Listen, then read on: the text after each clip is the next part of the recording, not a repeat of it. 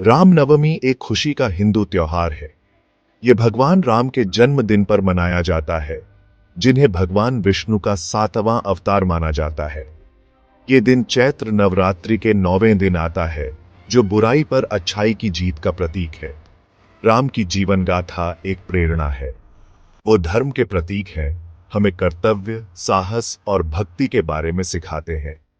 उनकी पूजा एक आदर्श पुरुष और एक दिव्य राजा के रूप में की जाती है। रामनवमी इन मूल्यों की याद दिलाता है।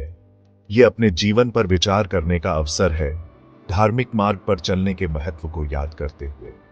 ये त्योहार लोगों को एक साथ लाता है, समुदाय और साझा विश्वास की भावना पैदा करता है। ये खुशी, चिंतन और आध्यात्मिक नवीनीकरण का समय है। भगवान राम हिंदू धर्म में एक पूजनीय देवता है और महाकाव्य रामायण के नायक हैं। उन्हें पालनहार भगवान विष्णु का अवतार माना जाता है। राम का जन्म अयोध्या में राजा दशरथ और रानी कौशल्या के घर हुआ था। उन्हें मर्यादा पुरुषोत्तम, एक आदर्श पुरुष माना जाता है।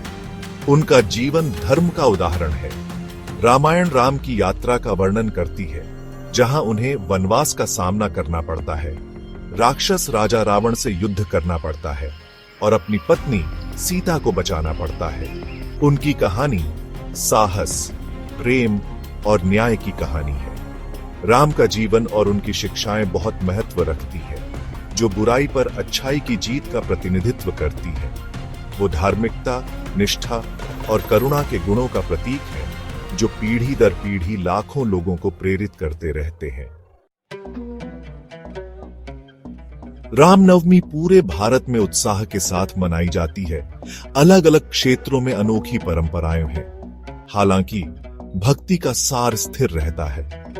उत्तर भारत में लोग जुलूसों में भाग लेते हैं, राम के जीवन के दृश्यों को दर्शाते हुए खूबसूरती से सजाए गए रथों को लेकर चलते हैं। भक्ति गीत हवा में भर देते हैं। दक्षिण भारत में विस्तृत मंदिर अनुष्ठान देखे जाते हैं। भजनों और शास्त्रों के जाप से एक दिव्य वातावरण बनता है। देवता को विशेष प्रसाद चढ़ाया जाता है। कुछ क्षेत्रों में रामनवमी रामलीला की परिणति का प्रतीक है, जो रामायण का एक नाटकीय मंचन है।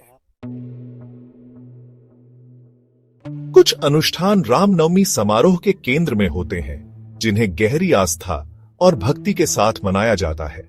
उपवास एक आम प्रथा है, जहां भक्त भोजन से परहेज करते हैं या केवल विशिष्ट प्रकार का भोजन करते हैं, जिसे शरीर और मन को शुद्ध करने के तरीके के रूप में देखा जाता है।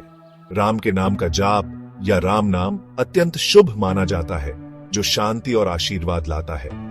मंदिरों और घरों को फूलों और रोशनी से सजाया जाता है। रामायण का पाठ किया जाता है और कीर्तन, भक्ति गीत बड़े उत्साह के साथ गाए जाते हैं।